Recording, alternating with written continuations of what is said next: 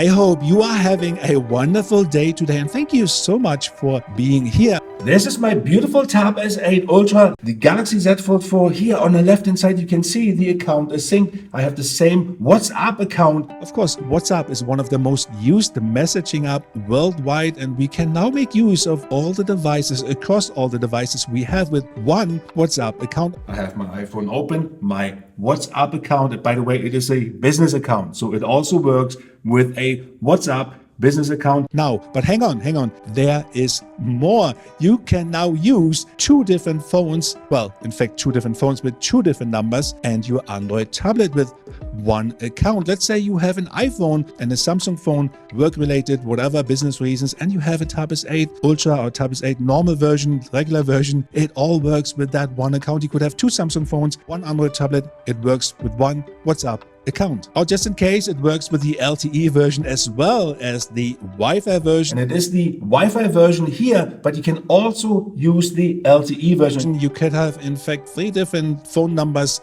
one for the tablet and one for the phone 1, one for the phone 2, so 3 works, and I have the Wi-Fi version here. It also works for the Tab S7, so don't be limited to the Tab S8. All three devices will be synced automatically, and you could, for example, use your tablet as your main device, for example, and the phones, the two other phones or one phone, whatever you decide to use, do not have to be connected to the internet whatsoever. So here we go. Make sure to update your WhatsApp application to the latest version, or basically download if you don't have it installed yet. In this instance, I'm going to use the Tab S8 Ultra and download and update on all other devices. Once all is done, open the application and you will be greeted with this message, linked with your phone. Go to your phone, click on the three dots on the top right hand corner. You can see this here. Go to linked devices.